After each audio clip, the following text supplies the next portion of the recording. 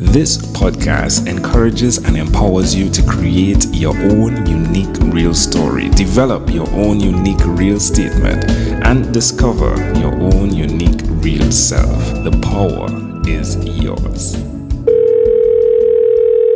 Good morning, Johanna Sawalha. How are you doing on this wonderful, beautiful morning? I am great. How are you? I'm excellent. How are you? I'm excellent. It's a great pleasure to connect with you. You too. What part of the world are you in right now? Right now I'm in Stockholm, which is my place of birth. Although I'm a naturalized U.S. citizen, I spent my whole adult life there until I decided to come to my country of birth. So my children could get to know their grandparents and their cousins and like that. Yeah, sounds like a great idea. Are they liking it over there? They are, but at the risk of just confusing them, right? They have 3 passports, Jordanian, Swedish, and American. I keep talking to them about being world citizens. You're world citizens. So we'll see how they are going to define themselves. We'll see. Let's definitely see. Well, do tell us, which of your talents is responsible for us connecting at this specific time in history? Well, I think we are in a specific time in history that I'm lucky enough to have, let's say, my superpower lend itself to. I think that I am probably I'm a high performance coach, and I would say that my sweet spot are lady bosses. Doesn't mean I don't have male bosses as well, right? But when I say bosses, I mean someone who runs a team, is in charge of a team, it owns a company, is starting a startup. But basically, anybody with that kind of dream, and most of the time, I step in when it's already kind of going, but not necessarily. So who did you learn that skill from, that ability to help individuals from that perspective? Well, I was born in the 70s, and my mom was a bit of a feminist. So I think the woman, other than being a woman, the woman perspective started there in some ways. But I've been a coach now for over 25 years. Wow. And I originally wanted to be a musician. I went to music school my entire childhood and teens.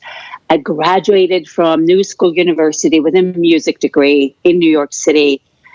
And I realized that although I was able to support myself as a musician, I had to face the fact that it wasn't my true talent and it wasn't what I was picked for. So as many, let's say, performers have a day job, they might work in a restaurant or such. I started coaching. I educated myself and then I started coaching. And this is, mind you, many moons ago. This is when most people didn't know what coaching was. But when I discovered that I actually was a better coach than singer, in other words, I could probably work as a musician the rest of my life and do just fine. But as a coach, it was more it was a mission, it was a calling, and I had to really submit to it, it taught me a lot. And it really taught me in terms of when I coach people that sometimes we push really hard for what we think we should be doing when life itself has already picked. There's really you really are aimed for this. And how we know is that it keeps trying to find you. It's that thing that keeps knocking on your door, and it's almost annoying. It's almost annoying because it was that thing that you thought you were done with and you weren't going to do, and then you just can't get away from it. And that's a good sign. She's doing it. She actually just went into coach mode automatically. That's pretty intriguing. I love it. Where's the best place for someone that's listening to connect with you, Johanna? Well, it'd be awesome. I'm sure that you do send that to them because my last name is a bit hard to spell. Sure. Johanna Sawalha, JohannaSawalha.com. But also if you Google Coach Joe, Coach J-O, I come up. And they can find me on my website, and they can just schedule a little chat. Like I do free chats with people the first time we speak, and they can just throw it at me, whatever idea. Like, I want to start this company, but I'm not sure. Or how do you get funding? Or how do you find your purpose or your mission or your vision? Like that. Those are questions that are kind of gamey and complex. And I believe in mentorship, and I believe in coaching, and I don't see why people should try to do it themselves. Totally agree. Well, Coach Joe, tell me one other thing that you've done consistently over the last 3 years, please. What I've done is I have absolutely increased my visibility. And, you don't have a business if you don't have any customers. I don't care how good your plan or your product is. So I have done a lot of Facebook Lives and interviews, and I have interviewed others myself and really engaged myself and dare to step out and show myself. In fact, I have a long list of what I call visibility tools. So that's a free gift I give. If anybody wants it, feel free to contact me and get it. Because sometimes when we get started, we wonder, should I be on Instagram? Should I be on LinkedIn? Should I podcast? Like, we don't know. And sometimes you just need to know what tools to use and where to start. So that's one thing I've really focused on in the past few years, because, they can't be your customer and they can't be your associate if they don't know who you are or can't find you. How does it make you feel to have seen the development of yourself?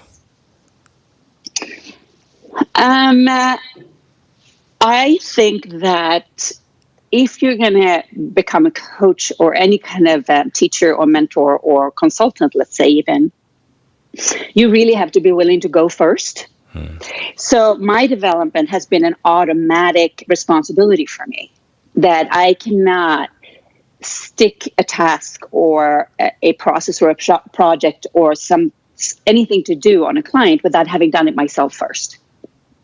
So I use myself as a lab rat for any kind of development I'd like to see in the world. So I guess how do I feel about it? I feel that is a given. That's not a choice. And it's something it's not a choice, but I chose it. You know what I mean? Like, I have no problem with turning myself inside out so I can properly instruct. I love it. Amazing audience. Again, you're hearing it live from Johanna Sawalha. You can connect with her. Search Coach Joe, right? You'll find her. Yes, definitely. Let's switch gears for a moment now. Let me invite you into my time machine that is surrounded with beautiful, warm, blue Caribbean water. Coach Joe, what's your earliest childhood memory? My earliest childhood memory, I am pre-verbal. I'm in the little country house that my parents lived in with me and my brother. And I'm in diapers. And I remember crawling on all fours towards my father, who was going into the bathroom. And he closed the door in front of me. Wow. And that led, speaking of Freudian, right, led to a long exploration. Like, why did he shut me out? Which is very dramatic. He just went to the bathroom.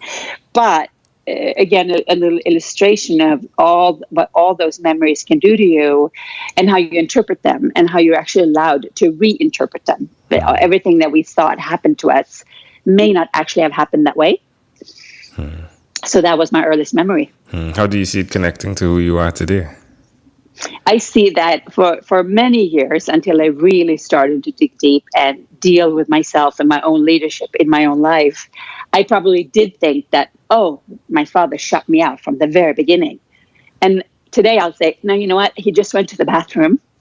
And anything he did after that, my parents divorcing or him actually not being particularly reachable, was not a sign of how he felt about me, but how he felt about himself. And from that standpoint, you can build a new relationship. Because as long as it's about you're stuck. Nobody loves me. It's like, we don't know that. How do you know that? It's like, there's no way of knowing that. It's pretty intriguing. Can I offer an interpretation to the thought picture you created in my mind with that memory? Yes. I love when you spoke about an individual having what I will term their calling and knocking at their door, and it almost seems annoying.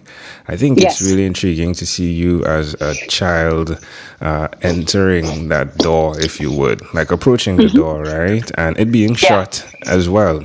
I think that's another perspective that occurs in some individuals' life as well, right? There's some people that the calling is there, and it's irritating, right? Like I just want to not be, but then there's the Right. individuals who have identified it, but the door feels as it. I mean, it's just not the season, and I think that's where you come in, right, to help with that as well. Is that accurate? Well, if it's not the season, you make the weather, right? You make the season. Exactly. So, You make the season. and that's what you needed to realize, right? That even with your father, as you said, it's not you. The challenge isn't you. It's just we need to switch the way we do this, or our perspective. Well, also, I think that you have two choices. The things that no one's going to come out of here alive, and no one's going to escape unscathed. Everybody's going to have wounds. Now, the question is, how will you use them? You could either say, woe is me, or you can write an awesome comeback story. An awesome comeback story, right? Because if you look at some really great leaders, a lot of them didn't have stellar childhoods. They didn't. So what are you going to do with it? And how are you going to write the story? And how are you going to use it to learn? Because it's an experience like everything else.